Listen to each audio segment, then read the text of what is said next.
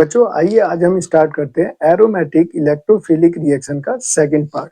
First part में हमने GOC पढ़ लिया था, इसमें हमने पढ़ा था इंडक्टिव इफेक्ट, हाइपर कंजूगेशन इफेक्ट और मीजोमेरिक इफेक्ट। उसके बाद हमने ओरिएंटेशन देखा था कि जब कोई भी एक्टिवेटिंग ग्रुप होगा तो वो कहाँ पे आके अपनी पोजीशन लेगा, जैसे एक्टिवेटिंग में ऑर्थो एंड पैरा। फिर हमने देखा था डीएक्टिवेटिंग वाले वो कहाँ ले रहे थे, मेटा। भाई एक बार रिकैप करते हैं और इसे कंटिन्यू करते हैं। देखो बच्चों, पिछले पिछले वीडियो में हमने देखा था कि जो एक्टिवेटिंग ग्रुप होंगे, देखिएगा ध्यान से, जो एक्टिवेटिंग ग्रुप होगा वो कौन सी डायरेक्शन आपको देंगे, ऑर्थो एंड पैरा। और वो पता कैसे चलेगा, आपको हमेशा वहां ये देखना है कि वहां पे प्लस आई लग रहा है, प्लस एस सी लग रहा है या प्लस एम लग रहा है। अगर उस वहां पर inductive effect, hyper conjugation, mesomeric effect लग रहा है बच्चों, तो हमेशा क्या दिखाएगा, ऑर्थो एंड पैरा। एक्टिवेटिंग में ग्रुप की ओर से इलेक्ट्रॉन कहाँ जाएंगे, रिंग के अंदर। ध्यान रखना है आपको कि कैसे हमें पता लगाना है, ऑर्थो एंड पैरा का इफेक्ट देख लेना है कि प्लस आई प्लस एस सी या प्लस एम लग रहा है। अगर डीएक्टिवेटिंग होगा, अगर डीएक्टिवेटिंग है बच्चों, तो हमें क्या करना होगा, डीएक्टिवेटिंग में इलेक्ट्रॉन रिंग से ग्रुप की ओर जाएंगे, मतलब इलेक्ट्रॉन कहाँ जाएंगे, रिंग से बाहर की ओर। इसका कैसे पता लगाएंगे हम लोग, वहां पर लगेगा बच्चों minus I minus S C minus M, और ये कौन सी डायरेक्शन देगा आपको, मेटा। तो ये सब चीजें हम लोग स्टडी कर चुके हैं फर्स्ट वाले पार्ट में। आज सिंपली आपको मैं क्या करा रहा हूँ, रिकैप करा रहा हूँ। ठीक है, इतनी बात समझ में आ गई। अब देखिए, आज जिन कंपाउंड के बारे में हम लोग स्टडी करने वाले हैं बच्चों, वो होगा, पहला है क्लोरोबेंजीन। पहला कौन सा है, क्लोरोबेंजीन। दूसरा बेंजल्डिहाइड। तीसरा बेंजोइक एसिड। चौथा एनिसॉल। चौथा बच्चों एनिसॉल। पांचवा एसीटोफिनॉन।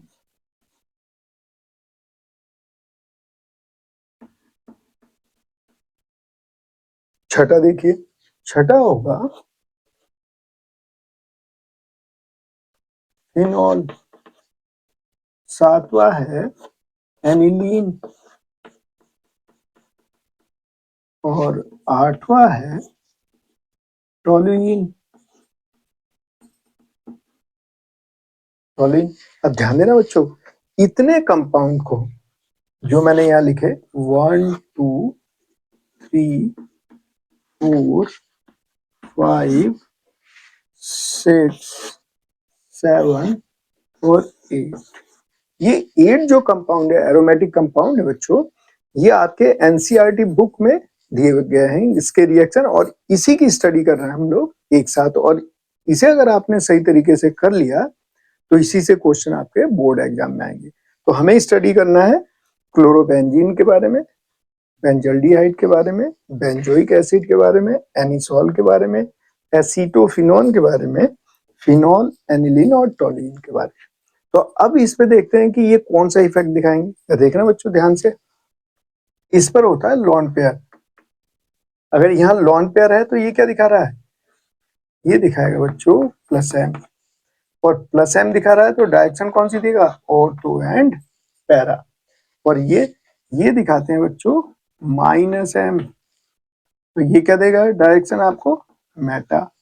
इसी तरह ये क्या है, माइनस एम, तो माइनस एम वाले मेटा। और ये देखिए, ये क्या है, प्लस एम, तो ये कौन सी डायरेक्शन देगा बच्चों आपको, ऑर्थो एंड पैरा। और यह है एसीटोफिनॉन। यहाँ देखिए, यहाँ लॉन पेयर नहीं है। हमेशा प्लस एम देखने के लिए क्या करना है, यहाँ पे देखना है बच्चों आपको कि ये एटम, फर्स्ट एटम, ये लॉन पेयर है या नहीं। तो यहाँ देखिए लॉन पेयर है, कार्बन पे लॉन पेयर होता नहीं इसलिए माइनस एम। यहाँ पे देखिए कार्बन पे लॉन पेयर नहीं है तो कौन सा है, माइनस एम। यहाँ देखिए लॉन पेयर है तो प्लस है, ऑर्थो एंड पैरा। अभी देखिए यहाँ कार्बन है तो ये क्या है, माइनस एम। -m, तो ये कौन सी डायरेक्शन दिखाने वाला है? मेटा। अब यहाँ ये देखिए यहाँ पे लॉन पेयर है तो ये क्या दिखा रहा है? +m। तो ये ऑर्थो एंड पैरा डायरेक्शन देंगे। ये देखिए यहाँ लॉन पेयर तो ये +m, कौन सी डायरेक्शन? Ortho and para. और ये तो +sc दिखा रहा है, +i भी है, तो इलेक्ट्रॉन रिंग के अंदर जा रहा है तो ये एक्टिवेट कर रहा है। तो +sc और +i, ये देखो बच्चों ये क्या हो गया फिर बताइए?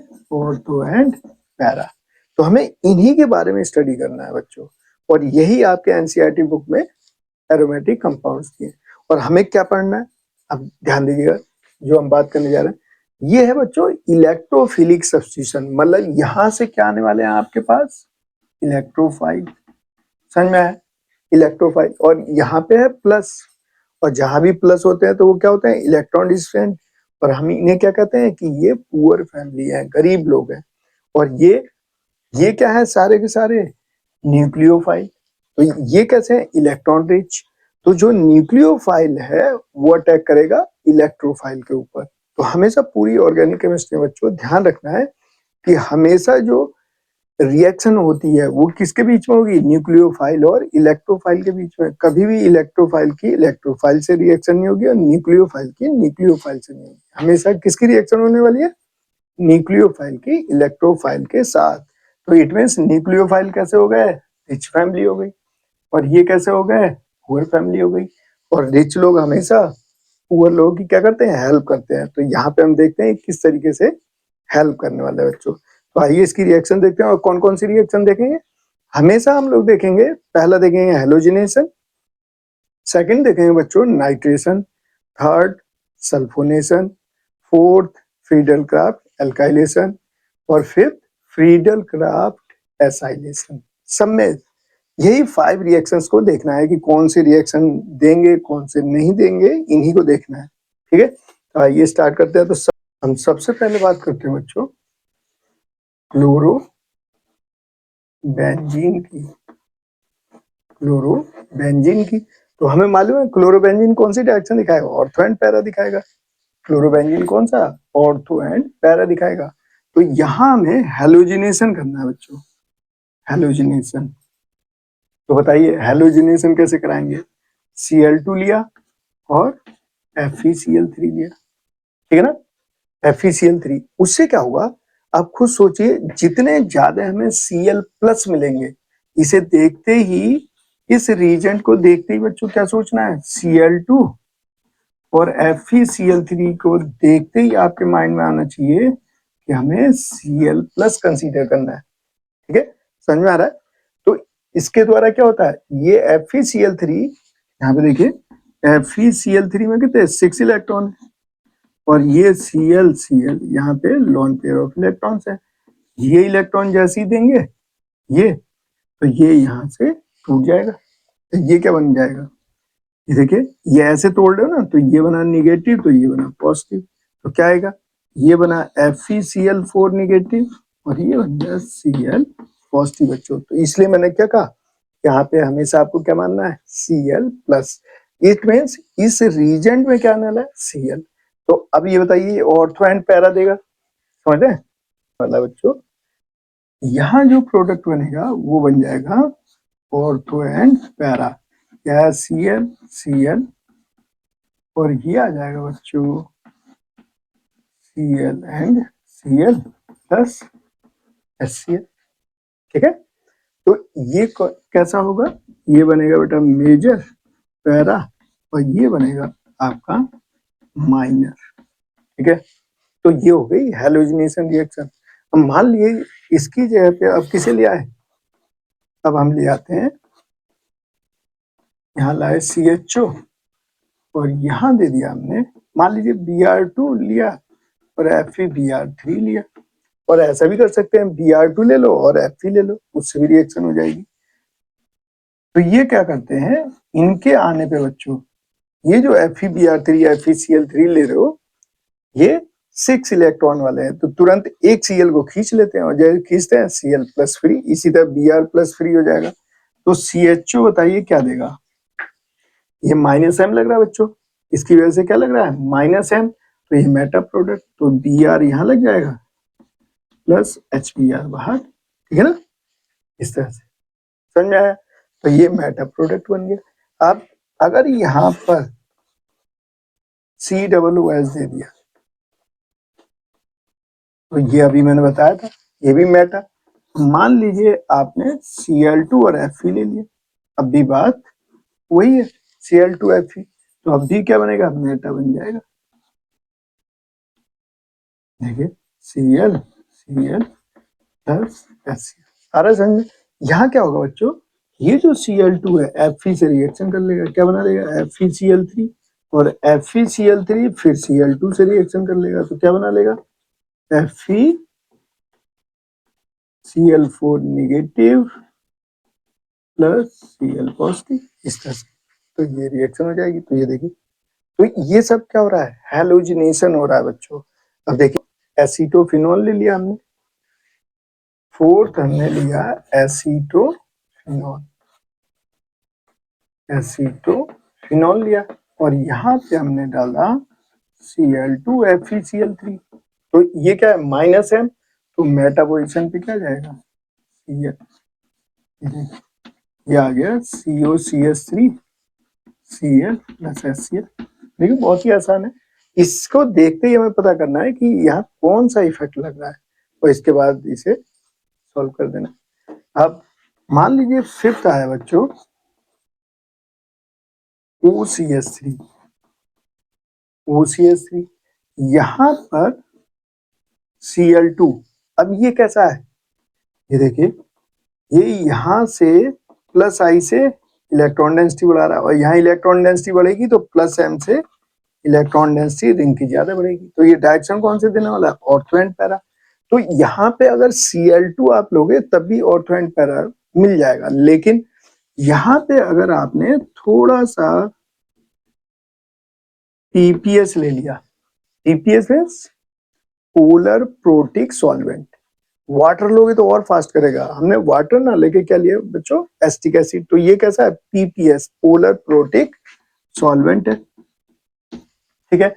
इससे क्या होगा आयोनाइजेशन बढ़ जाएगी, मतलब Cl प्लस ज्यादा से ज्यादा मिलेंगे, तो ये बन जाएगा बच्चों आपका ऑर्थो एंड पैरा, ये Cl और यहाँ भी आ जाएगा OCH3 और Cl प्लस HCl, तो मेजर कौन सा बनेगा, मेजर ये वाला बनेगा। ये देखिए ये रिपल्सन हो रहा है तो यहाँ कम जाएंगे, तो ये यहाँ, तो ये मेजर और ये माइनर, समझ में आया, इस तरह से ध्यान देना है। और ये कौन सा डायरेक्शन दे रहे थे, यहाँ लगा था माइनस एम, तो ये दे रहे हैं मेटा, तो इनकमिंग इलेक्ट्रोफाइल मेटा में, समझ में आया बच्चों। तो ये जो आपने 5 देखे इनमें कोई भी एक्सेप्शन नहीं है, लेकिन जो 3 मॉलिक्यूल्स हैं देखो बच्चों ये वाले, एक तो OH, एक NH2 और एक है आपका मिथाइल बेंजीन या टोलीन, ये बहुत शरारती हैं, तो इन्हें हम बाद में देखेंगे। इन तीनों शरारतियों से अभी हम बाद में बात करेंगे कि कैसी शरारत करने वाले हैं, इनमें कोई भी एक्सेप्शन नहीं है जो हम लोग अभी देख रहे हैं, ठीक है। अब आइए ध्यान से, अब सेकंड बात करेंगे हम लोग नाइट्रेशन की। नाइट्रेशन के लिए जो हमारा रीजेंट होगा बच्चों वो देखिए कौन सा लेंगे हम, यहाँ पे हम जो रीजेंट यूज करते हैं वो यूज करते हैं बच्चों concentrate HNO3 and concentrate H2SO4, और इसे देखते ही क्या करना है NO2 प्लस, इससे क्या मिलेगा आपको NO2 प्लस, ठीक है, ये इलेक्ट्रोफाइल मिलेगा। अब यहाँ पर हमें रिएक्शन करानी है, ये लिया मैंने क्लोरोबेंजीन, और यहाँ आपने रीजेंट यूज किया कंसंट्रेट HNO3 और कंसंट्रेट H2SO4, तो हमें पता है इससे क्या मिलेगा ना NO2 प्लस, ये आपस में रिएक्ट करके NO2 प्लस बनाएंगे, तो ये बनने वाला है बच्चों यहाँ पे बन जाएगा ClNO2, क्योंकि ये क्या कर रहा है, ये प्लस है, ठीक है, लॉन पेयर ऑफ इलेक्ट्रॉन्स है, तो डायरेक्शन क्या देगा ये, ऑर्थो एंड पैरा। समझ गए बच्चों, ये क्या देने वाला है, ऑर्थो एंड पैरा। तो ये बना ऑर्थो और ये बना आपका पैरा प्लस H2। तो ये कैसा है बच्चों, ये हो गया आपका मेजर। और इसे शॉर्ट वे में भी देख सकते हैं, कैसे, HNO3 को लिख लीजिए HONO2, और जैसे मान लीजिए आप यहाँ से H को निकालना है तो इस तरह से H2 निकल जाता है, NO2 जुड़ गया, इसी तरह पैरा से। लेकिन इस तरह से रिएक्शन नहीं होती है बच्चों, उसकी तो रिएक्शन कैसे है, उसका मैकेनिज्म अलग है, ठीक है ना, तो हम उसे डिस्कस नहीं कर रहे हैं, ठीक है, आपको बस डायरेक्ट इस तरह से सॉल्व करना है। अब देखिए दूसरा लेते हैं,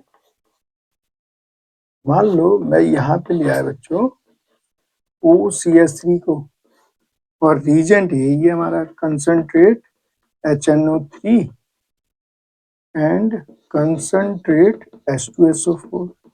तो सेम वही रिएक्शन यहाँ पे आ जाएगा बच्चों, देखिए OCH3 के साथ ये आएगा NO2, और ये आ गया आपका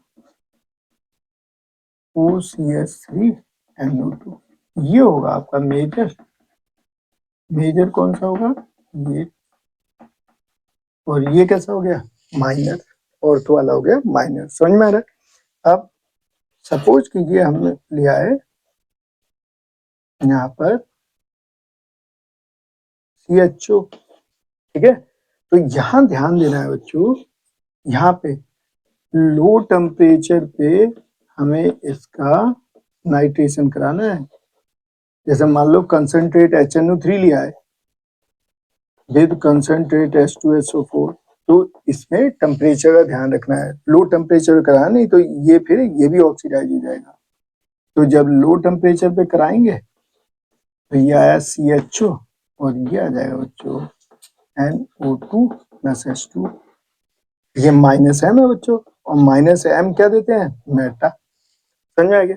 अब इसकी जगह पे देखिएगा बेंजोइक एसिड को, फोर्थ है बेंजोइक एसिड, ये लाए हम बेंजोइक एसिड, और यहाँ रिएक्शन, तो ये क्या दिखा रहा है, माइनस M, मेटा डायरेक्शन।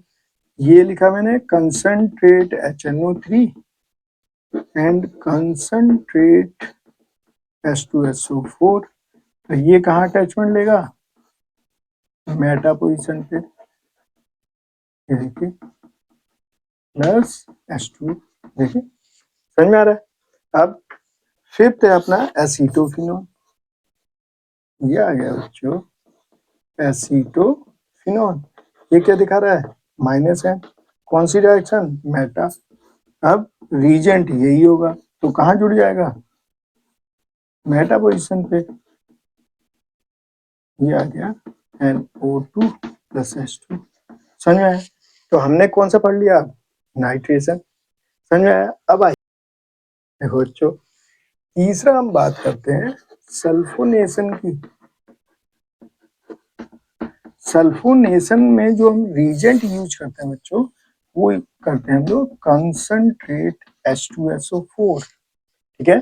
यहाँ पर जो न्यूट्रल इलेक्ट्रोफाइल जनरेट होता है बच्चों, न्यूट्रल इलेक्ट्रोफाइल वो होता है SO3, और जो हम अटैचमेंट करते हैं बच्चों, अटैचमेंट वो किसकी करेंगे, SO3H की। इसका अटैचमेंट करोगे SO3H, और ये रिएक्शन होती है रिवर्सिबल। ये ध्यान रखना बच्चों, ये बहुत इंपॉर्टेंट है कि ये जो रिएक्शन होती है H2SO4 वाली, सल्फोनेशन वाली, ये कैसी होती है, रिवर्सिबल। तो इसका भी हम फायदा देखेंगे कि क्या फायदा है, रिवर्सिबल होती है बच्चों। समझ में, कैसी रिएक्शन होगी, रिवर्सिबल। तो यहाँ देखिए, यहाँ फर्दर सपोज कीजिए मैंने ले लिया यहाँ पे क्लोरोबेंजीन को, ठीक है, या आपने ले लिया OCH3 को, तो ये दोनों कैसे हैं, प्लस M वाले, एक साथ बताएं या अलग अलग, चलिए अलग अलग ही देख लेते हैं। सबसे पहले हम लोग क्लोरोबेंजीन ले रहे हैं,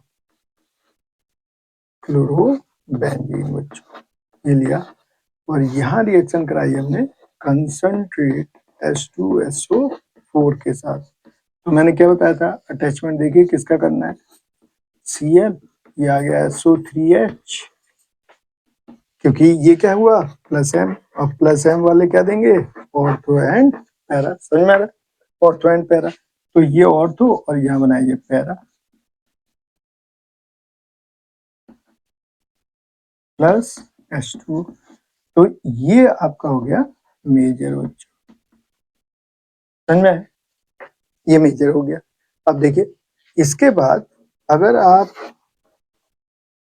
OCH3 लेते हैं, OCH3, तो ये भी क्या दिखाएगा, प्लस एम, तो डायरेक्शन क्या देगा, ortho and para, reason same, और अटैचमेंट देखो SO3H का कर रहे हैं बच्चों, तो यहाँ पर attachment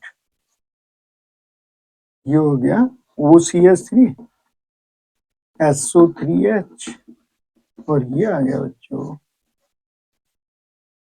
OH SO3H plus H2, और ये शॉर्ट वे में भी देख सकते हैं, इस H2SO4 को बच्चों मैं ऐसे लिख सकता हूँ, देखिए H2SO4, तो अब यहां से अगर इस H को हटाओगे आप, तो ये H2O निकल गया, SO3H जुड़ गया, तो यहाँ मेजर कौन सा है, मेजर है पैरा वाला,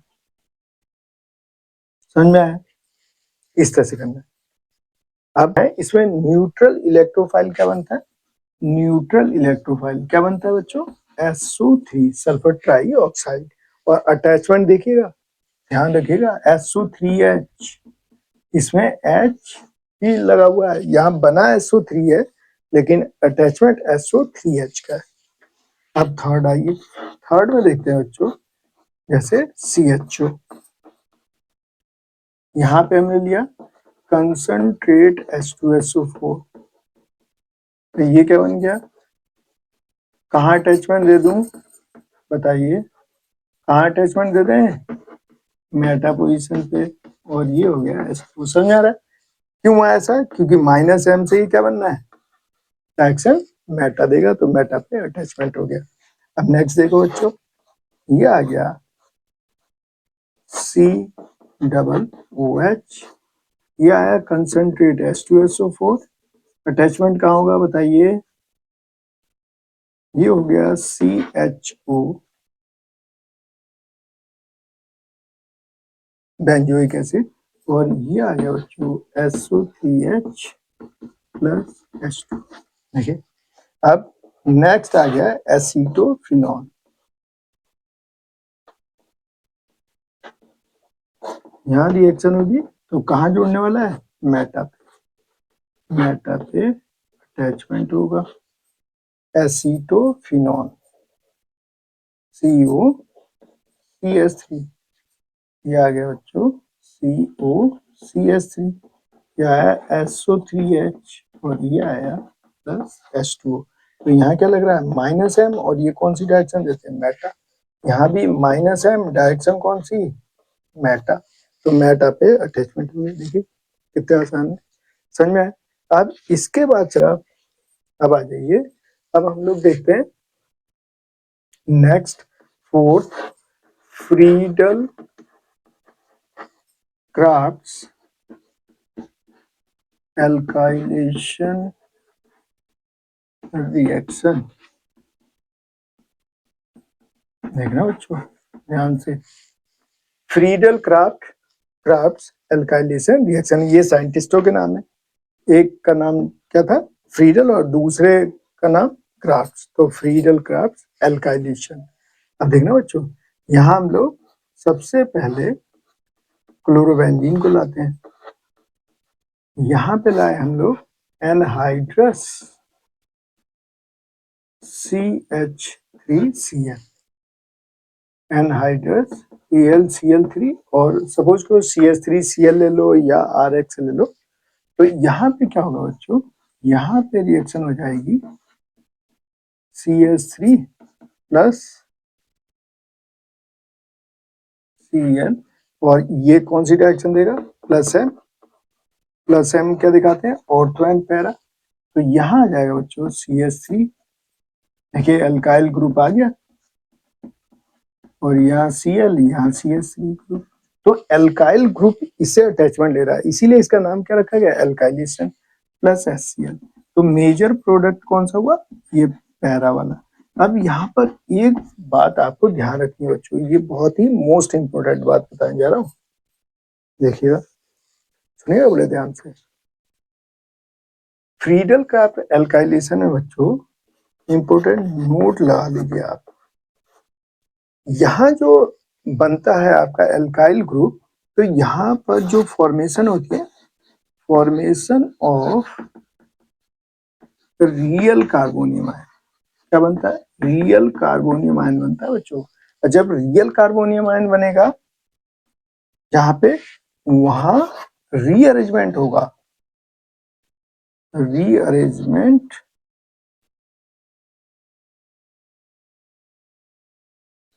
रीअरेंजमेंट पॉसिबल होगा बच्चों।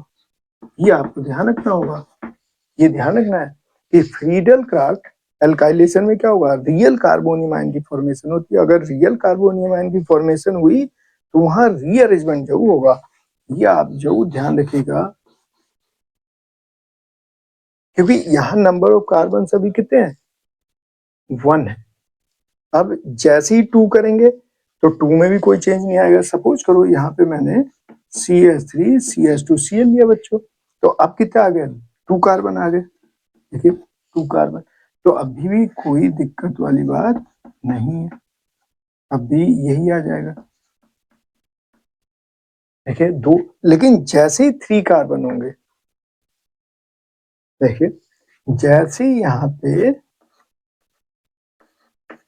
Cl आया, यहाँ पे 3 कार्बन आ गए बच्चों, CH3 CH2 CH2 Cl, और यहाँ दे दिया एनहाइड्रस AlCl3। क्या लिखा है बच्चों, एनहाइड्रस मीन्स विदाउट वाटर, यहाँ वाटर नहीं होना चाहिए। अगर वाटर हुआ तो वो बेस बन जाएगा और AlCl3 acid, acid base reaction हो जाएगी। इससे क्या होगा, आपका इलेक्ट्रोफाइल जनरेट नहीं होगा, और अगर इलेक्ट्रोफाइल जनरेट नहीं हुआ तो क्या होगा, रिएक्शन ही प्रोसीड नहीं होगी। तो इसीलिए कैसा लेते हैं हम लोग, एनहाइड्रस लेते हैं विदाउट वाटर, ठीक है। अब यहाँ पे जो रिएक्शन होने वाली है बच्चों, उसका प्रोडक्ट आएगा Cl, और ये आने वाला है CH3, समझ गए, plus para Cl plus HCl, समझ गए, ये आने वाला है बच्चों, और ये मेजर हो गया।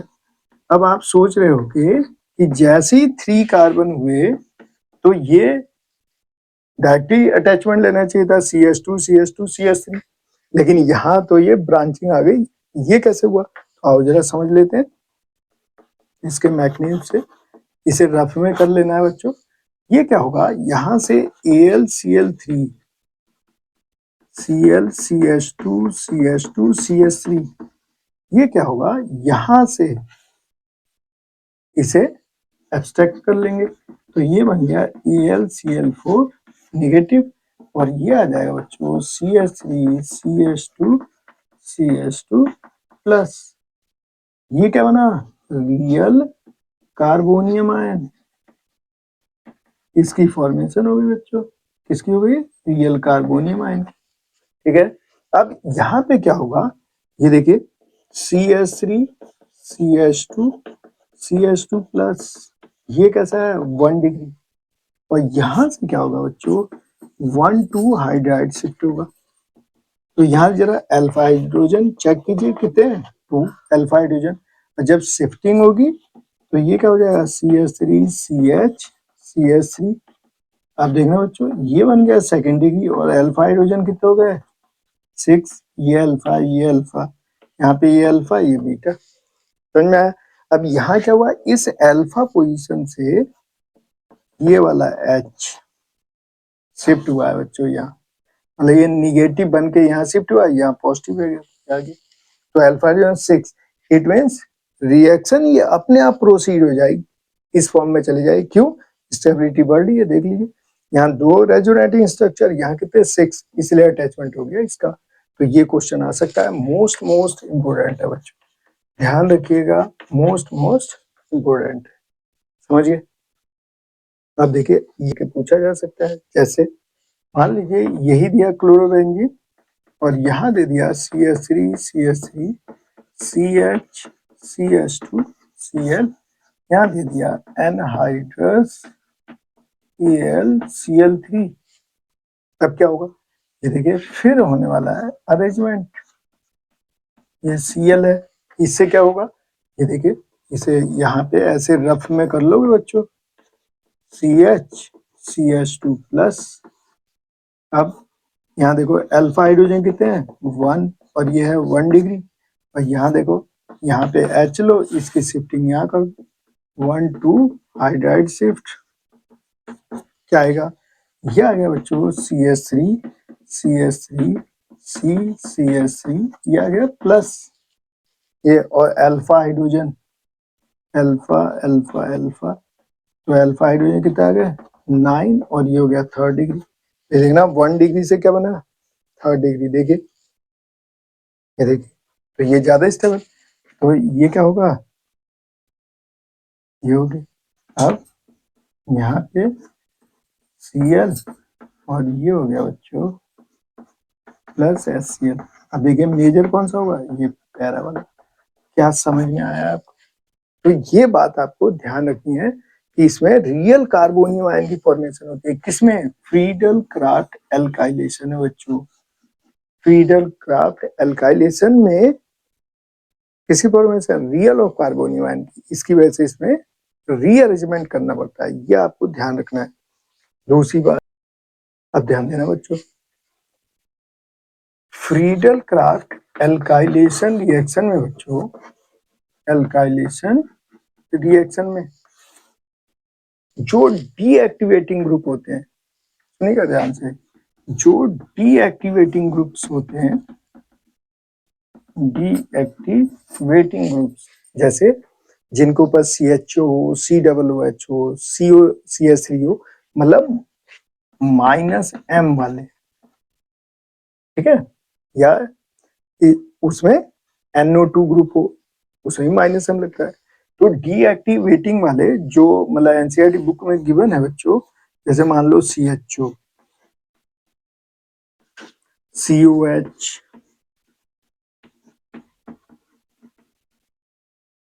COCH3 NO2, ये सब डीएक्टिवेटिंग ग्रुप है बच्चों। ये इलेक्ट्रॉन खींच लेते हैं -M से, इलेक्ट्रॉन खींच लेते हैं, -M से इलेक्ट्रॉन खींच लेंगे, -M से इलेक्ट्रॉन खींच लेंगे। तो क्या होगा, इस रिंग में इलेक्ट्रॉन डेंसिटी कम हो जाएगी, और रिंग में इलेक्ट्रॉन डेंसिटी कम हो जाएगी तो क्या होगा, प्रोडक्ट कम बनता है, क्योंकि जब ये प्लस बनने लगेंगे, आपने इलेक्ट्रॉन खींच लिया और प्लस का अटैचमेंट, तो क्या होगा, प्रोडक्ट जो बनेगा वो बहुत ही कम बनता है। तो ध्यान रखना है कि डीएक्टिवेटिंग ग्रुप्स वाले फ्रीडल क्राफ्ट रिएक्शन प्रोसीड नहीं करते हैं, never gives Friedel Craft alkylation reaction, ठीक है बच्चों, ये Friedel Craft alkylation reaction proceed नहीं करेंगे, ये आपको ध्यान रखना है। एसाइलेशन भी नहीं देंगे ये वाले, alkylation as well as acylation reaction भी नहीं करेंगे, समझिए, दोनों रिएक्शन नहीं करेंगे। कौन से, डीएक्टिवेटिंग ग्रुप वाले। ध्यान रखिएगा, बोर्ड एग्जाम में मोस्टली पूछ लिया जाता है कि benzaldehyde does not give Friedel Craft alkylation या एसाइलेशन, वाई, या बेंजोइक एसिड एसीटोफिनोल नाइट्रोबेंजीन। तो आपको आंसर ध्यान रखना है, क्योंकि ये कैसे होते हैं, डीएक्टिवेटिंग, -M से इलेक्ट्रॉन डेंसिटी क्या हो जाती है, कम हो जाती है, इसके कारण ये क्या होगा, फ्री क्राफ्ट एल्काइलेशन के बारे में इन ग्रुप के साथ कोई बात हम लोग नहीं करेंगे, ठीक है। अब फिफ्थ आता है बच्चों, Friedel Crafts acylation, acylation reaction. अब यहाँ देखिए क्या होगा, यहाँ जैसे बच्चों में ये आया क्लोरोबेंजीन को। अब यहां हम लाएंगे RCOCl और एनहाइड्रस AlCl3 और एल्काइलेशन में क्या था बच्चों, एनहाइड्रस AlCl3 और वहां क्या था, RCl था। ये किसका है, एल्काइलेशन। और यहाँ सिर्फ इसके बीच में क्या है, COCl। ये ध्यान रखिएगा, इसीलिए इसमें एसिटिल क्लोराइड या एसिटिल ब्रोमाइड इस टाइप का ये ग्रुप है, तो इसे कहते हैं एसाइलेशन। तो यहाँ पर इसमें ध्यान रखिएगा, इसमें कोई भी रीअरेंजमेंट नहीं होगा। समझ गए, क्यों नहीं होगा, क्योंकि इसमें रियल कार्बोनिल आयन की फॉर्मेशन नहीं होती है बच्चों, ये ध्यान रखिएगा, रियल कार्बोनिल आयन की फॉर्मेशन नहीं होगी। जैसे देखो RC डबल बॉन्ड O बनेगा, यहाँ लॉन पेयर है, तो ये इलेक्ट्रॉन यहाँ दे देंगे, तो ये क्या हो जाएगा, ये हो जाएगा RC triple bond O plus. देख रहे हो, तो कार्बन भी प्लस होना चाहिए, लेकिन ये एक्सचेंज कर गया, O पे प्लस चला गया, इसलिए यहाँ रियल कार्बोनियम आयन की फॉर्मेशन नहीं हो रही है। इसलिए यहाँ पे नो रीअरेंजमेंट, यहाँ कोई हम अरेंजमेंट की बात नहीं करें, रीअरेंजमेंट नहीं होगा बच्चों। तो इट मीन्स इसका आंसर क्या आने वाला है, ortho and para Cl COR और यहाँ आ गया बच्चों Cl COR plus HCl। Major कौन सा बनेगा, मेजर बनेगा आपका पैरा, ध्यान रखना है। बताइए इतनी बात समझ में आ गई, इसमें रीअरेंजमेंट नहीं होगा। अब अगर आपने यहाँ पर OCS3 ले लिया, तो यहाँ पे क्या करना है, चेंज OCS3, यहाँ क्या चेंज करना है OCS3, तो यही बन जाएगा। ठीक, अब मान लो यहाँ पे बेंजोल्डिहाइड लिया है, मान लो यहाँ पे CHO लिया है, ठीक है, मुलाकात कर लेते हैं। इसमें ये जो होता है एनिलीन जो बच्चों होता है, ये सुपर एक्टिवेटिंग ग्रुप है, सबसे सुपर, मतलब ये बहुत ज्यादा इलेक्ट्रॉन डेंसिटी बढ़ाता है इस रिंग के अंदर। ठीक है, तो फिर आइए सबसे पहले फिनॉल को देख लेते हैं। ये मैंने दिया फिनॉल, देखना बच्चों, इस फिनॉल की रिएक्शन को देखते हैं। सबसे पहले क्या कराऊं, सबसे पहले क्या कराया जाए, सबसे पहले हम लोग कराते हैं इस फिनॉल की रिएक्शन को हैलोजिनेशन। सबसे पहले क्या देखते हैं, हैलोजिनेशन देखते हैं। हैलोजिनेशन क्या होगा, Br2 लिया, तो ये कह रहा है कि मुझे तो बस Br2 ही दे दो, मुझे FeBr3 की जरूरत नहीं है, मैं तो अभी निपटा दूंगा, क्योंकि ये कैसा है, प्लस M से इलेक्ट्रॉन डेंसिटी बढ़ा रहा है। तो ये कैसा हुआ, एक्टिवेटिंग, और एक्टिवेटिंग हुआ तो कौन सी डायरेक्शन देगा, ऑर्थो एंड पैरा। तो यहाँ सॉल्वेंट आप CS2 ले सकते हैं, कार्बन डाइसल्फाइड, या फिर आप CCl4 भी ले सकते हो।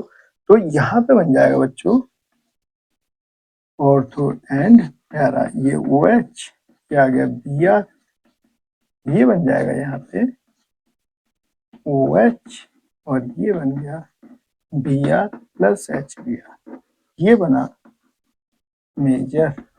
और ये जो आपने सॉल्वेंट लिया CS2 या CCl4, ये कैसे नॉन पोलर सॉल्वेंट है, इट मींस Br प्लस बहुत कम मिलेगा इसकी कंसंट्रेशन, इसलिए इसे क्या दिया, ऑर्थो एंड पैरा, और पैरा हो गया मेजर। अब अगर आपने इसमें ही बच्चों क्या किया, अब Br2 को डाल लिया हमने वाटर के अंदर, ठीक है, तो ये तो PPS है ना, पोलर प्रोटिक सॉल्वेंट, तो ये तो बहुत सारा Br देगा आपको, बहुत सारा Br प्लस। तो अगर ये बहुत सारा Br प्लस देगा तो ध्यान रखिएगा ये बहुत शरारत करता है। फिनॉल जो है, क्योंकि आपने वाटर के अंदर Br2 लिया तो बहुत सारा Br प्लस देगा, तो ये बहुत शरारती है। अब ये क्या करेगा, जहां जहां आपका पैरा और ऑर्थो सब जगह जुड़ जाएगा, प्लस 3HBr, ठीक है, ये 3Br2 यूज हो जाता है।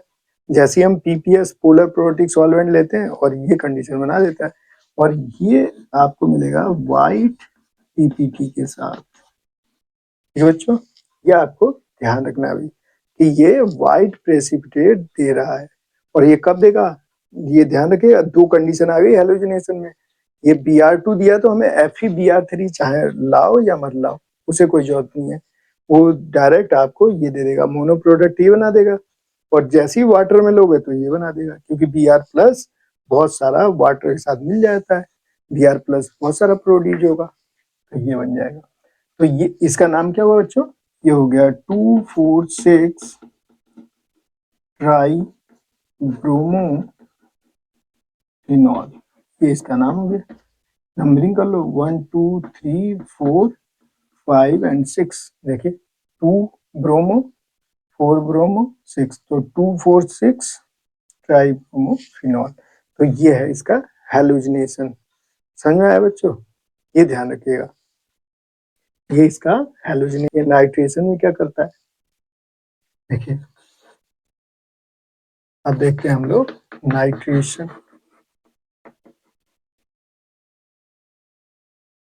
ठीक है, ये आ गया बच्चों फिनॉल। फिनॉल से हमने कहा भैया हम आपको डाइल्यूट HNO3 दे रहे हैं और लो टेम्परेचर कर लिया। ठीक है बच्चों, लो टेम्परेचर पे कराना है 0 to 15 डिग्री सेल्सियस के आसपास। तो जब डाइल्यूट HNO3 दोगे, मतलब वाटर ज्यादा है और HNO3 कम है, तो यहाँ पे NO2+ बहुत ही कम मिलेगा। कम मिलेगा तो ये बनाएगा, देखिएगा ये बनाने वाला है ऑर्थो एंड पैरा। देखना बच्चों बड़े ध्यान से, ये आ गया OH और ये आ गया NO2 + H2।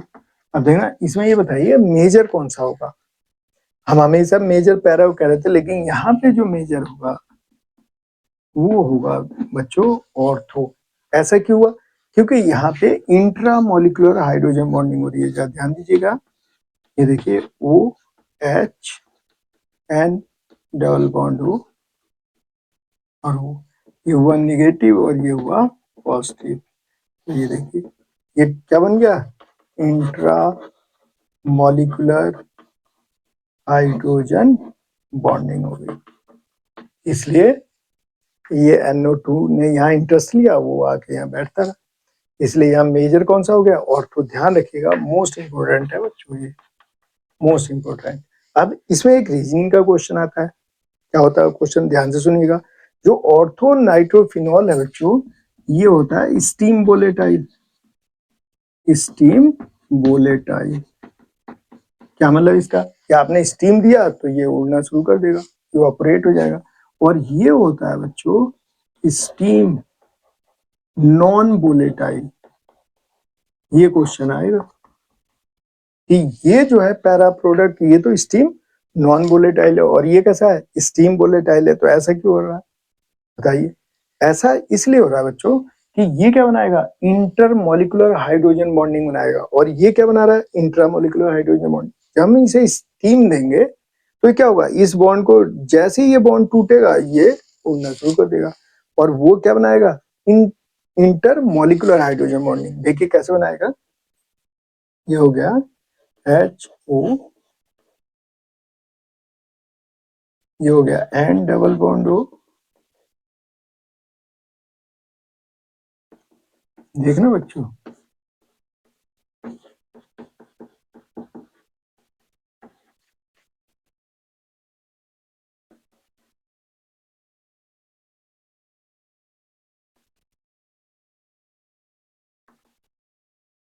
ये हो गया पॉजिटिव, ये हो गया निगेटिव, ये हो गया पॉजिटिव, ये हो गया निगेटिव। तो ये क्या बना है, इंटर मॉलिक्यूलर हाइड्रोजन बॉन्डिंग। क्या बना है बच्चों, इंटर मॉलिक्यूलर हाइड्रोजन बॉन्डिंग। तो इस तरह के तो बहुत सारे बनेंगे ना। तो ये तो इसे जब तक आप तोड़ोगे नहीं तब तक ये इवापोरेट नहीं होगा, और स्टीम इतनी एनर्जी नहीं दे पाएगा कि इस इंटरमोलिकुलर हाइड्रोजन बॉन्डिंग को तोड़ पाए। It means here there is more energy required to break this bond.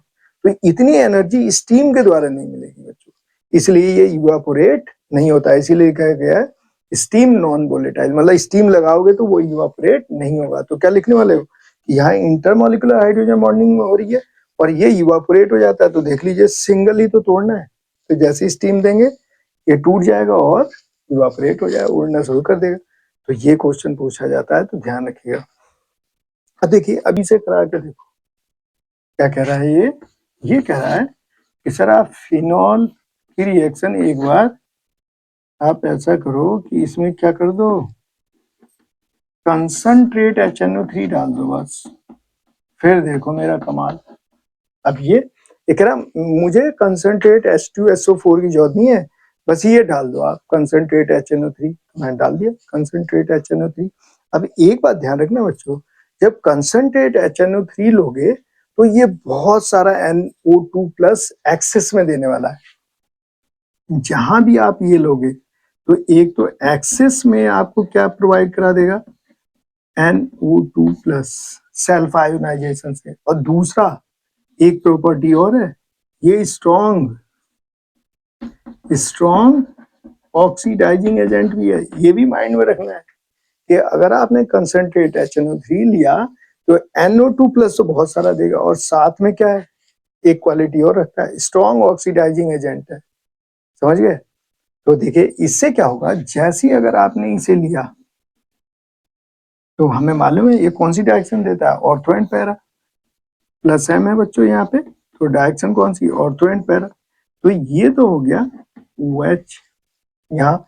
अब यहाँ जुड़ जाएगा NO2, ये जुड़ गया NO2 और ये जुड़ गया NO2।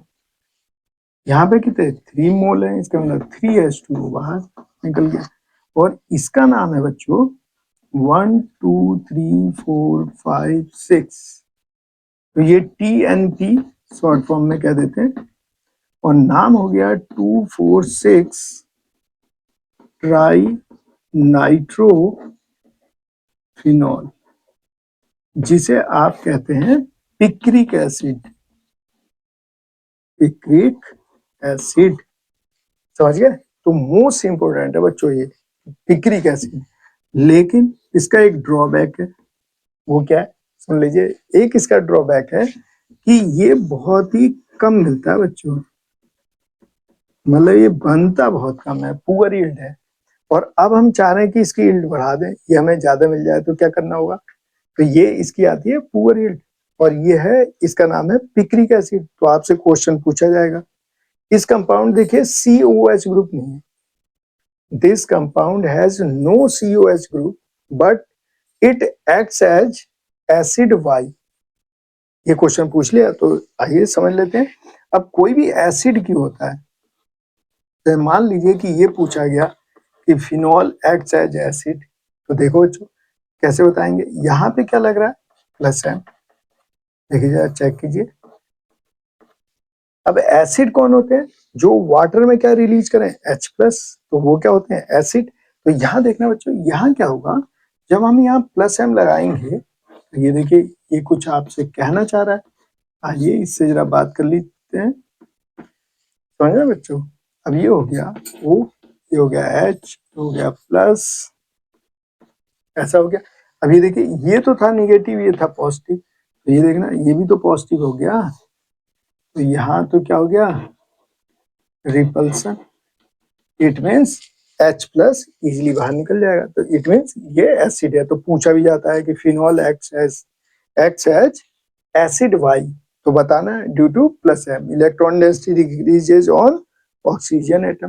तो यहाँ क्या हो रहा है, रिपल्सन, इसलिए H प्लस फ्री हो जाएगा, तो it acts as a acid, ध्यान रखना है।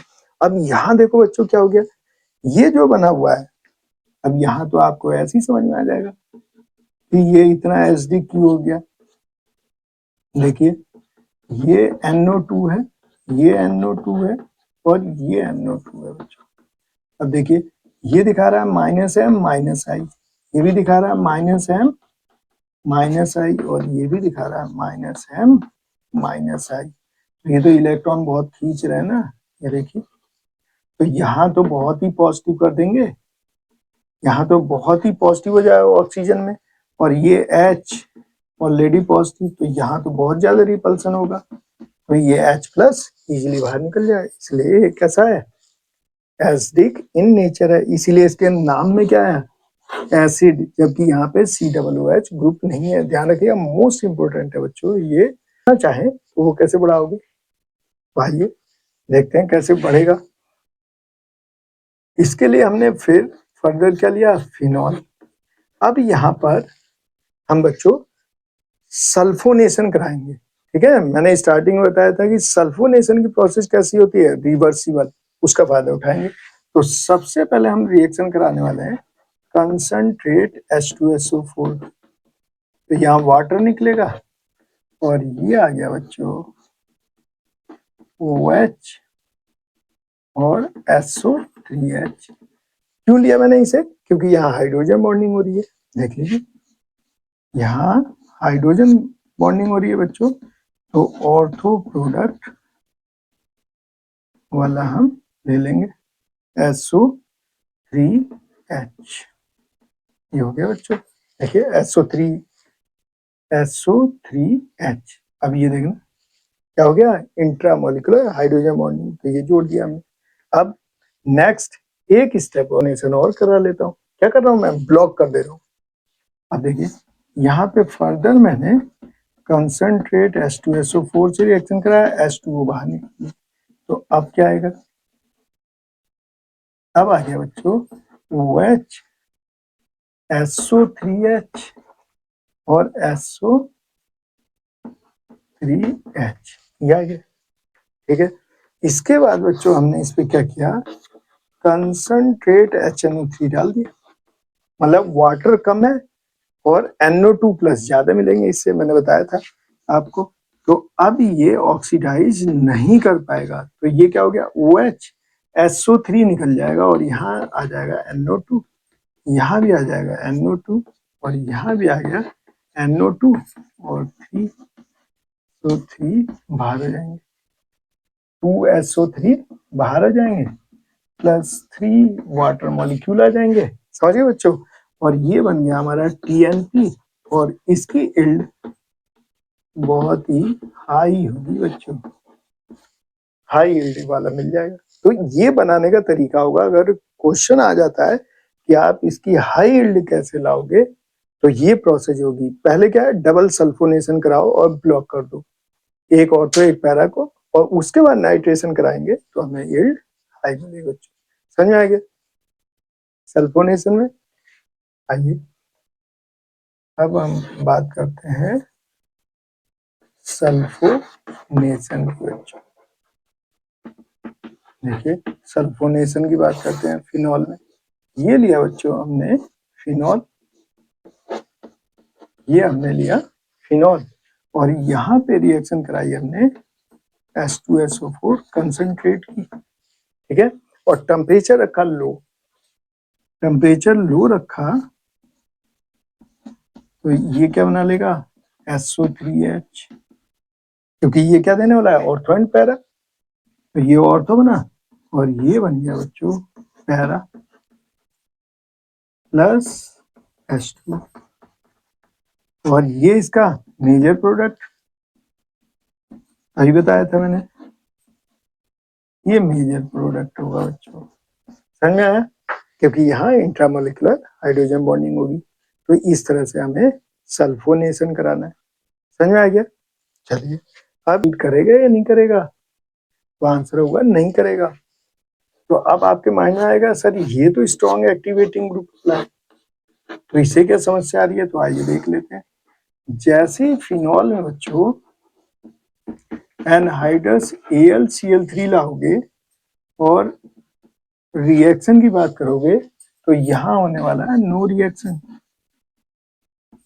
ये फ्रीडल क्राफ्ट एल्काइलेशन और एसाइलेशन रिएक्शन प्रोसीड नहीं करता है बच्चों। Friedel Craft alkylation and acylation proceed नहीं करते, ये रिएक्शन प्रोसीड नहीं करते। ऐसा क्यों, आप देखो इसके पास लॉन पेयर है बच्चों, तो ये कैसा काम कर लेगा, लिविस बेस, और ये जो लाए हो ये क्या है, लिविस एसिड। तो आप खुद सोचो बच्चों कि जब एसिड और बेस होंगे ये तो बहुत फास्ट रिएक्शन करेंगे ना, और क्या बना रहे हैं, सॉल्ट। तो ये आपस में रिएक्ट करके क्या बना लेते हैं, सॉल्ट बना देते हैं।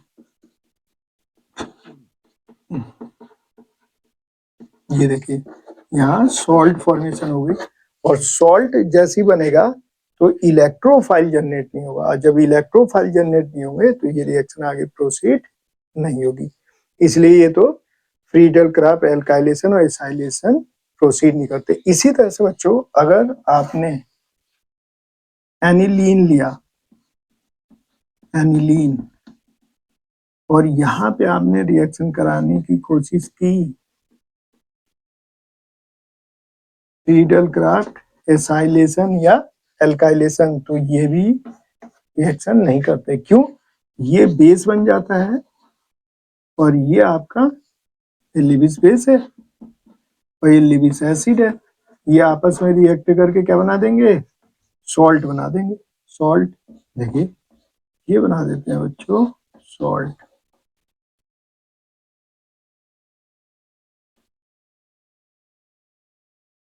ये बन जाता है सॉल्ट। सॉल्ट बन गया, क्या बना दिया? सॉल्ट। तो ये यहाँ से इलेक्ट्रोफाइल जनरेट नहीं कर पाते, इसलिए ये फ्रीडल क्राफ्ट एल्काइलेशन और एसाइलेशन रिएक्शन प्रोसीड नहीं करेंगे। ध्यान रखिएगा, ये बोर्ड एग्जाम में पूछा जाता है, कई बार आ चुका है कि फिनॉल और aniline both are strong activating but it can't show Friedel Craft alkylation and acylation. Why? तो ध्यान रखिएगा कि सॉल्ट फॉर्मेशन होगी, इलेक्ट्रोफाइल जनरेट नहीं होगा तो रिएक्शन प्रोसीड नहीं होगी। ध्यान रखिएगा, प्रोसीड नहीं करते। समझ में आ गया? अब आइए एनिलीन के हेलोजिनेशन के बारे में बात करते हैं। अब देखना बच्चों, ये NH2 लिया मैंने और यहाँ पर मैंने Br2 लिया, CCl4 लिया या CS2 ले लीजिए, मतलब नॉन पोलर सॉल्वेंट लिया, इसे का सही है, ठीक है।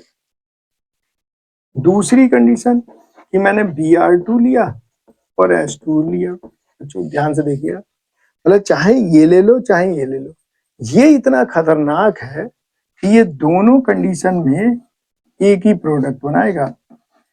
ये NH2, यहाँ Br, ऑर्थो पैरा पे Br लगा दीजिए प्लस 3HBr, और यही रिएक्शन का प्रोडक्ट यहाँ आएगा बच्चों।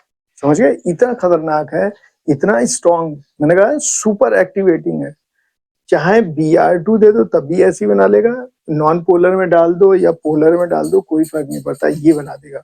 और इसका आता है बच्चों व्हाइट PPT, और क्या नाम हो गया? 2,4,6 ट्राइब्रोमो एनिलीन, ये इसका नाम है।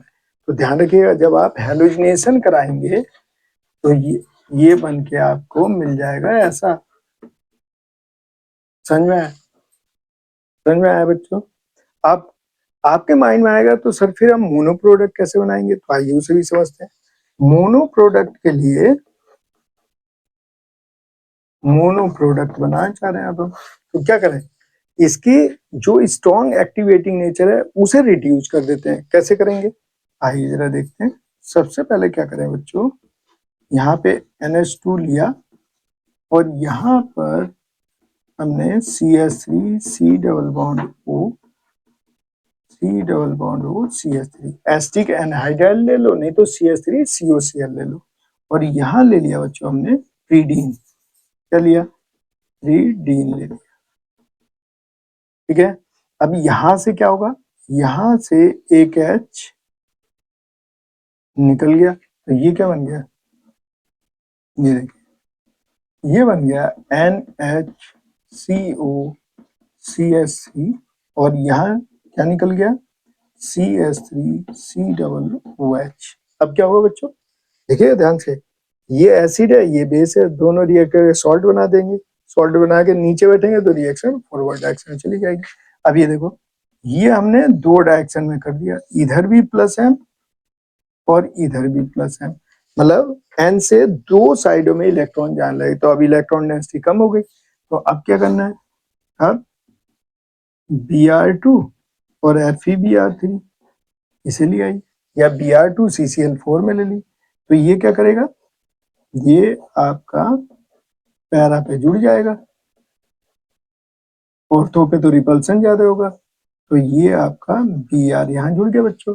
अब हाइड्रोलिसिस कर दिए, जब आप एसिडिक हाइड्रोलिसिस करेंगे तो ये यहाँ से फर्दर टूट जाएगा, इधर H इधर OH, ये देखिए मोनो प्रोडक्ट बन गया, ये आ गया NH2 और ये आ गया आपका Br प्लस CH3COOH। अगर ऑर्थो बनाना है तो ऑर्थो भी ऐसे बनेगा। तो समझ में आ गया आपके। तो ऐसे हम लोग पैरा प्रोडक्ट बना सकते हैं या ऑर्थो बना सकते हैं।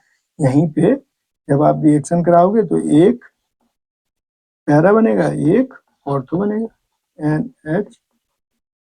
NH3 ये आया बच्चों Br, फिर यही प्रोसेस होगी। यहाँ पे क्या कर दो, एसिडिक हाइड्रोलिसिस, तो ये यहाँ से टूट जाएगा और क्या बना देगा, देखिए NH2, ये आ गया Br और ये निकल गया CH3COOH। तो ये हो गया। इस तरह से हम मोनो प्रोडक्ट बना। अब बच्चों देखते हैं हम लोग नाइट्रेशन। ये लिया मैंने एनिलीन और ये हम लोग इसका नाइट्रेशन कराते हैं बच्चों। तो यहाँ लिया हमने concentrate HNO3 0 to 15 degree Celsius. तो यहाँ देखना बच्चों, यहाँ क्या होता है, यहाँ आपको मिलेगा NH2 NO2, फिर आएगा NH2 NO2। देखना बच्चों, ये क्या है, प्लस M है तो क्या देगा, ऑर्थो एंड पैरा। लेकिन क्योंकि ये सुपर एक्टिवेटिंग वाला ग्रुप है तो ये तो कुछ ना कुछ गड़बड़ करेगा। अब इसने क्या किया, यहाँ पे देखना बच्चों, इसने यहाँ बना दिया मेटा प्रोडक्ट, और वो भी कम नहीं बनाया, इसने बनाया 47%। कितना, 47%। क्या, मेटा। और पैरा बनाया 51% और ये बनाया 2%। ऑर्थो कितना बनाया, 2%। ठीक है इसने, और ये बनाया इसने 51% और ये बना 47%। तो ये कैसे पता चलेगा हमें कि भैया ये कैसे बन गया, ये तो प्लस M वाला था ऑर्थो एंड पैरा, तो फिर वो क्यों बना। ये क्वेश्चन आ जाता है कि इसमें मेटा प्रोडक्ट 47% क्यों बना, भले 2 या 1% बन सकता था, 2% ऑर्थो बना, क्यों होगा ऐसा। आइए समझते हैं इसका लॉजिक बच्चों। ये देखिए कंसंट्रेट HNO3 H प्लस देगा यहाँ से, और ये क्या है, बेस, ये इससे रिएक्ट कर जाएगा और इससे रिएक्ट करके क्या बना लेगा, देखना बच्चों, ये बना देगा NH3 प्लस। ये प्लस बना तो इट मीन्स डीएक्टिवेटिंग, माइनस आई से ये क्या करेगा, इलेक्ट्रॉन विथड्रॉ करेगा। समझ गए, माइनस आई से इलेक्ट्रॉन विथड्रॉ कर रहा है। तो इसने देखिए अगर इलेक्ट्रॉन विथड्रॉ किया माइनस आई से तो वो कौन सी डायरेक्शन देता है, मेटा, इसलिए कितने बने 47%। तो ध्यान रखिएगा क्योंकि ये एसिड और ये बेस की तरह काम कर लेता है तो इसने सॉल्ट फॉर्मेशन कर दी बच्चों, और सॉल्ट फॉर्मेशन करने से जो एक्टिवेटिंग ग्रुप था, यहाँ तो ये एक्टिवेटिंग था, वो किस में कन्वर्ट हो गया, डीएक्टिवेटिंग में। इस कारण इसे कितने फॉर्मेशन दे दी, 47% उसने मेटा प्रोडक्ट दे दिया। तो ये क्वेश्चन आता है बच्चों, तो ध्यान रखिएगा, मोस्ट इंपोर्टेंट है ये, ध्यान रख। अब सुनिएगा, अगर आपको मोनो प्रोडक्ट बनाना है तो क्या करना है, आइए जरा देख लें फटाफट।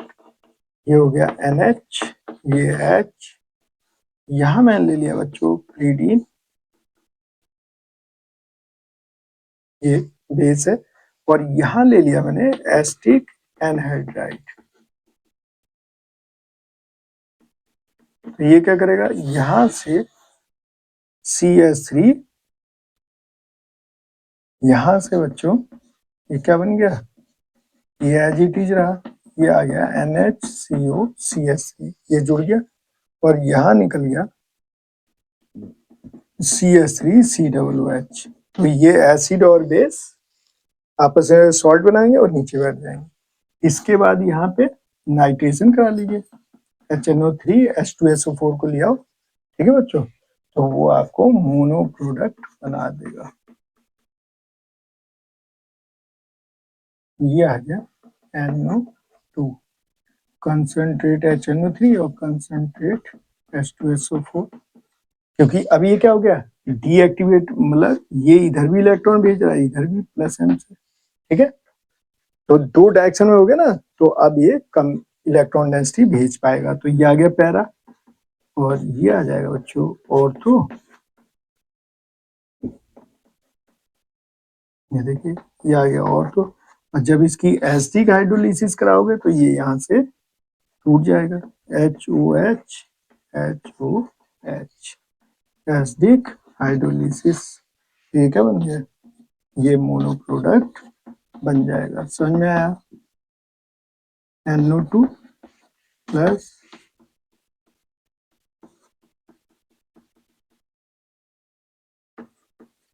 प्लस H2, ये आपका मोनो प्रोडक्ट इस तरह से बन जाएगा बच्चों। तो ये ध्यान रखिएगा। और इसकी जगह पे CH3, इसके सल्फोनेशन की बात करते हैं। थर्ड आता है सल्फोनेशन। देखना बच्चों, इसके सल्फोनेशन की बात करते हैं। देखना क्या होगा। ये आ गया बच्चों एनिलीन। ये क्या है, बेस, मालूम है आपको। और जैसे ही हम कंसंट्रेट H2SO4 लाएंगे तो ये हो गया एसिड, तो ये तुरंत क्या बना देंगे, सॉल्ट। ये बना देते हैं बच्चों सॉल्ट, ठीक है। एसिड बेस रिएक्शन होगी तो इसने बना लिया सॉल्ट। और इसे जब हम 180 टू 200 डिग्री सेल्सियस पे हीट करते हैं, ठीक है ना बच्चों, तो ये फिर क्या बन जाता है, ये तो NH2 बना, और ये बन जाता है SO3H। इसे कहते हैं सल्फानिलिक एसिड, सल्फानिलिक एसिड कहते हैं, ठीक हो गया।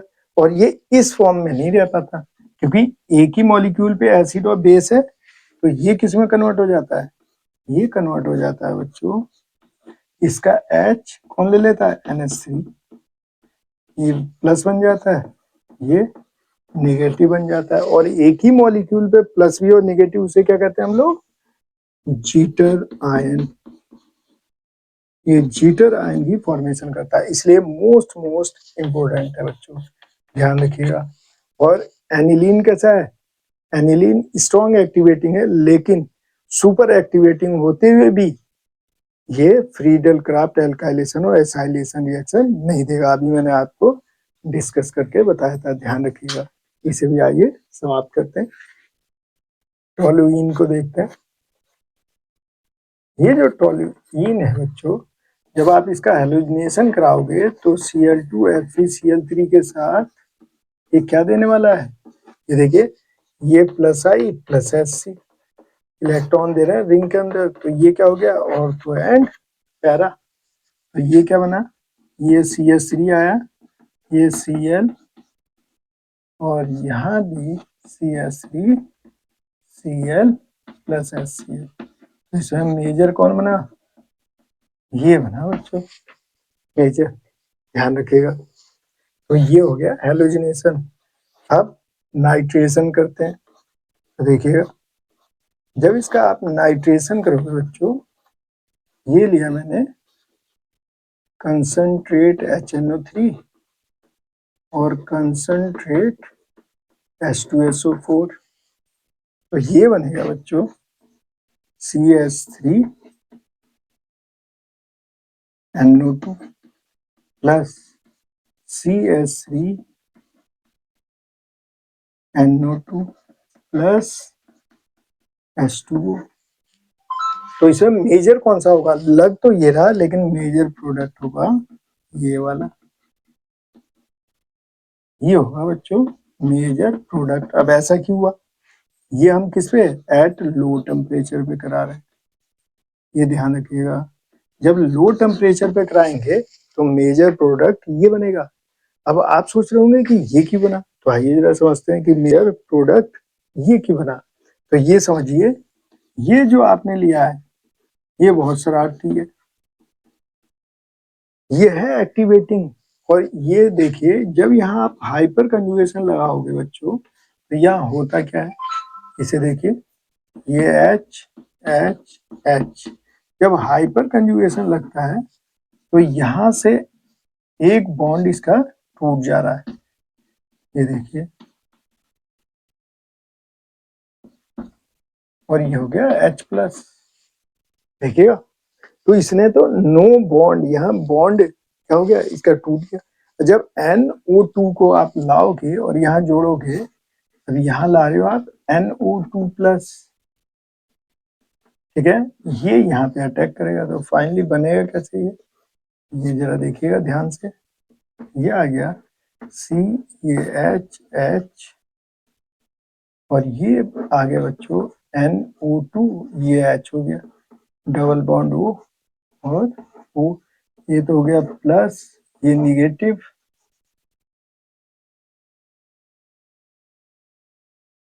और ये हो गया निगेटिव, और ये H पॉजिटिव, ये देखिए ये क्या होने लगा, हाइड्रोजन बॉन्डिंग। इसलिए ये यहाँ पे बैठना पसंद करेगा ज्यादा, NO2 इसके पास जाना ज्यादा पसंद करेगा बच्चों, क्योंकि यहाँ पे ट्रांजिएंट हाइड्रोजन बॉन्डिंग हो रही है, ट्रांजिएंट हाइड्रोजन बॉन्डिंग हो रही है बच्चों, ये ध्यान रखना आपको। इसकी वजह से क्या बन जा रहा है, ऑर्थो प्रोडक्ट मेजर बन जा रहा है। समझ में आ गया? अब चलिए देखना बच्चों, अब अगर आपने ET ले लिया और यहाँ पे कंसंट्रेट HNO3 और कंसंट्रेट H2SO4 लिया, तो यह भी क्या दिखा रहा है, प्लस I प्लस SC, तो एक्टिवेटिंग है, तो ये कौन सी डायरेक्शन देगा, ऑर्थो एंड पैरा। तो ये आएगा बच्चों, ये आ गया ET, ये आ गया NO2 plus ET NO2 plus H2, तो ये कितना बनता है, ये बनना है 50% और ये भी 50%, दोनों इक्वल बनते हैं। अगर यहाँ पे ब्रांचिंग और बढ़ा दी, हमने ब्रांचिंग और बढ़ा दी बच्चों, ये देखिए अब इसमें प्लस SC नहीं लग रहा, अब सिर्फ क्या लगेगा 3 प्लस I, और ब्रांचिंग बहुत ज्यादा हो गई, तो अब मेजर प्रोडक्ट होगा बच्चों पैरा, ये मेजर होगा और ये माइनर होगा,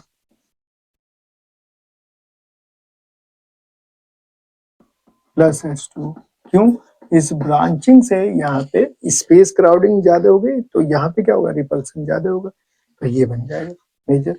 ये ध्यान रखिएगा, ध्यान दीजिएगा, इसमें क्या होगा, ध्यान दीजिएगा, अगर इसमें बच्चों अगर आपने कंसंट्रेट HNO3 डाल दिया, इस टोलुइन में कंसंट्रेट HNO3 डाल दिया, H2SO4 नहीं लिया, कंसंट्रेट HNO3, तो ये बहुत ज्यादा क्या देगा आपको, NO2 प्लस, तो ये ऑर्थो एंड पैरा पोजीशन पे सब जगह अटैचमेंट ले लेगा, ठीक है। और इसका नाम है बच्चों ट्राई 2,4,6 ट्राई नाइट्रो टोलुइन, जिसे हम लोग TNT कहते हैं शॉर्ट फॉर्म में, और एक्स एज एन एक्सप्लोजिव,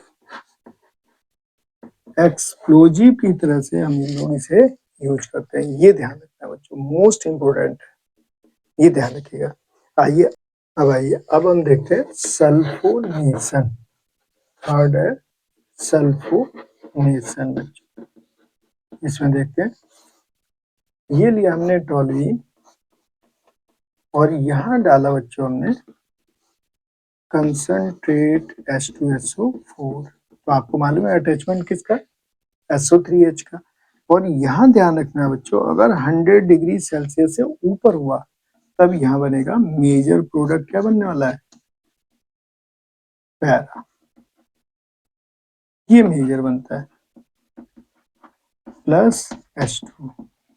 और अगर इससे बिलो 100 डिग्री सेल्सियस रखा आपने, इससे बिलो रखा, तब मेजर बनेगा ऑर्थो। ये ध्यान रखना है आपको। ऐसा क्यों हो रहा है, क्योंकि वो क्या बना लेगा, ट्रांजिएंट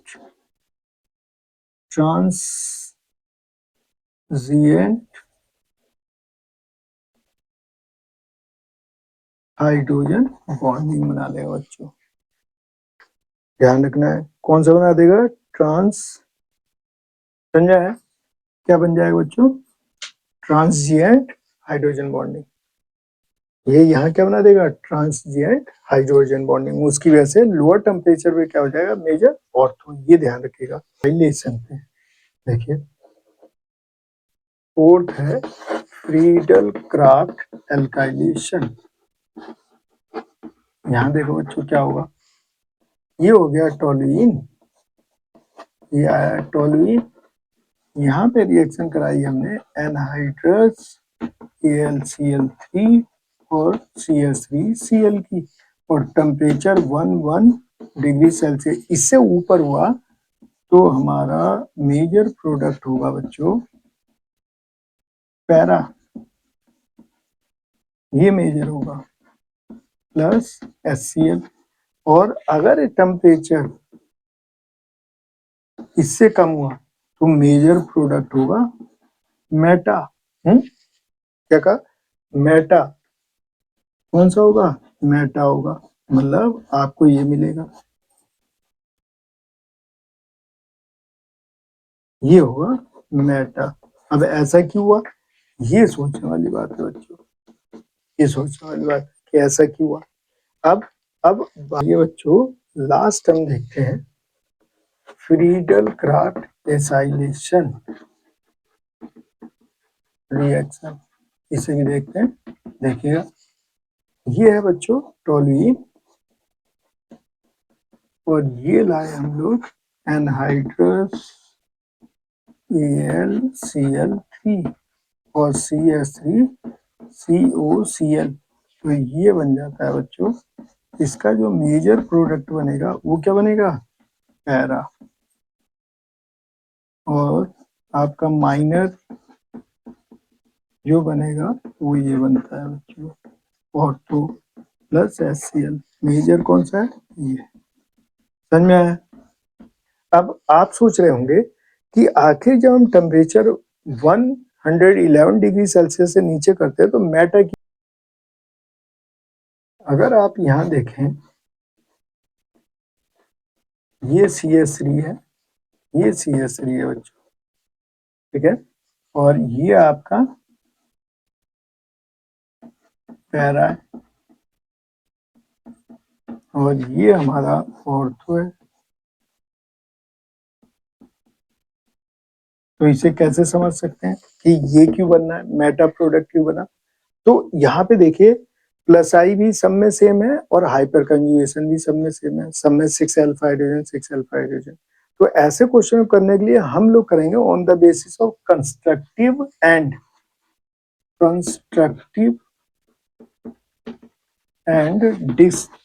डिस्ट्रक्टिव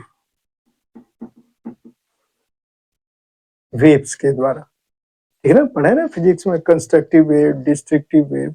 तो यहाँ पे हम देखते हैं कि ऐसा क्या होने वाला है। जब देखना बच्चों, यहाँ पे देखिए, जब प्लस आई और हाइपर कंजुगेशन लगाएंगे तो ये ऑर्थो में, इसकी वजह से ये ऑर्थो होगा, ये ऑर्थो, और इसकी वजह से पैरा होगा, ये समझ में आई बात।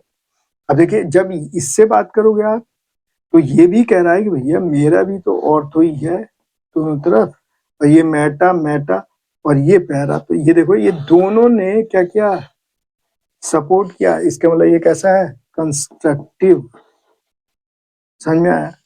अब यहाँ देखते हैं, जब इनसे हमने बात की तो इन्होंने कहा देखो हाँ मेरी वजह से ये है और मेरी वजह से ये हो गया, पैरा तो छोड़ना ही पड़ेगा। अब इसकी वजह से देखोगे तो ये देखो, ये दिख रहा है पैरा पी है, तो ये क्या हो गया, डिस्ट्रीब्यूट हो गया, यहाँ सब एक दूसरे सपोर्ट कर गए, तो ये तो नहीं बन पाया, तो ये कैसा हुआ, डिस्ट्रक्टिव। अब ये देखो, यहाँ पे इसकी वजह से देखोगे तो ये फिलअप है और ये मिलेगा ऑर्थो, ऑर्थो एक ब्लॉक है, ये आ गया पैरा। अब इसकी वजह से देखोगे तो ये ऑर्थो मिलेगा और एक ब्लॉक है, फिर मेटा और ये फिर पैरा, तो ये तो डिस्ट्रीब्यूट हो गया ना, तो ये कैसे हो गए, डिस्ट्रिक्टिव में आ गए, ये भी डिस्ट्रिक्टिव में आ गए, तो इसलिए ये मेटा प्रोडक्ट ज्यादा बना बच्चों उसमें। तो ध्यान रखिएगा, मोस्ट मोस्ट इम्पोर्टेंट बात है ये, तो इसके कारण ही मेटा प्रोडक्ट वहां पे ज्यादा बना। अब देखिए ना देखिएगा, CH3 दिया गया और यहाँ दे दिया आपको Cl2Fe और यहाँ कर दिया डार्क अंधेरे में, तब भी रिएक्शन हो जाती है। और ये क्या बनाएगा, ये बनाएगा बच्चों CH3, ऑर्थो पैरा रिएक्शन देता है, तो ये Cl और ये Cl प्लस HCl, तो मेजर कौन सा होगा, पैरा।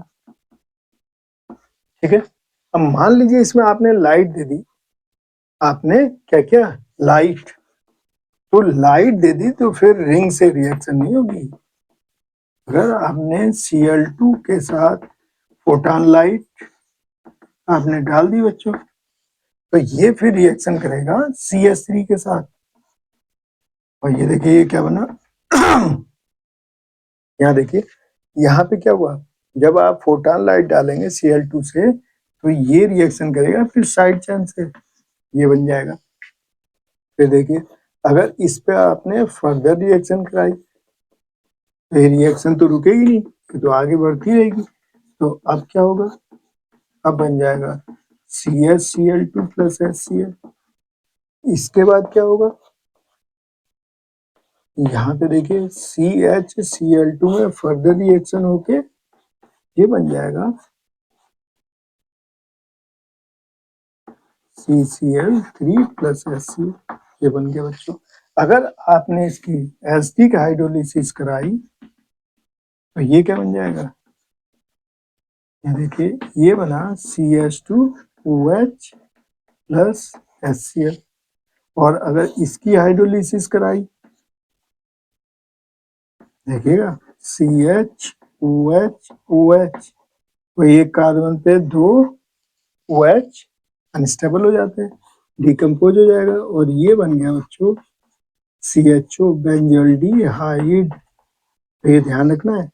और अगर यहाँ पे आपने एसिडिक हाइड्रोलिसिस कराई, तो ये क्या बन जाएगा, देखिए ये COH